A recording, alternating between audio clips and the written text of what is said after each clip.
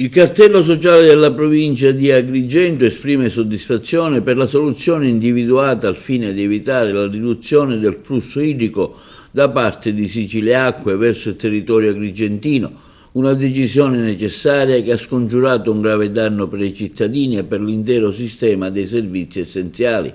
Bene ha fatto il Presidente della Regione Renato Schifani a ricordare con chiarezza che i cittadini non possono e non devono pagare le conseguenze degli errori compiuti nella gestione del servizio idrico integrato.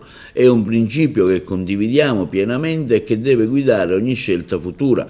Proprio per questo riteniamo che sia arrivato il momento che tutte le istituzioni coinvolte facciano la propria parte senza ulteriori rinvii né ambiguità. In particolare è necessario che i comuni morosi assumano con responsabilità i propri impegni nei confronti dell'AICA, contribuendo alla stabilizzazione finanziaria dell'ente e mettendola nella condizione di garantire un servizio efficiente, continuo e sostenibile.